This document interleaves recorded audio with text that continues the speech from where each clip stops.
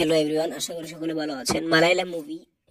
মালায়ালাম ইন্ডাস্ট্রির movie Marco, যেটা আপাতত অনেক ট্রেন্ডিং এ রয়েছে, অনেক সমালোচনা নাই বললেই চলে, একেবারে পজিটিভ ভাই। মার্কো মার্কো মুভি নাকি কি শুনলাম 30 কোটি বাজেটের মুভি, 3 দিনেই 30 কোটি গ্রোস কালেকশন দাঁড়িয়ে ফেলেছে। গ্রোস কালেকশন দাঁড়িয়েছে 35 কোটি টাকা 3 দিনে। আজকে 4 নম্বর দিনে আরো বাড়তে পারে, অর্থাৎ 50 কোটি লোডিং।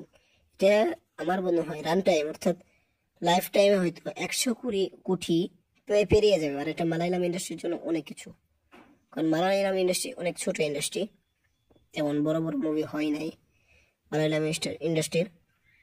যে এই সমস্ত মুভি হয়, তবে মুভিটা খুব ভালো ছিল, অনেক ভায়োলেন্স ছিল। আমি এখনো দেখিনি মানুষের এই হিসেবে, আমি দেখবো। যাই হোক, বানাচ্ছি কারণ আমরা তো ভিউ ব্যবসায়ী, শুধু তা নয়, আমরা মুভি নিয়েও কিছু আমরা খবর বানাই। তো আজকের ভিডিওটি এ পর্যন্তই, ধন্যবাদ।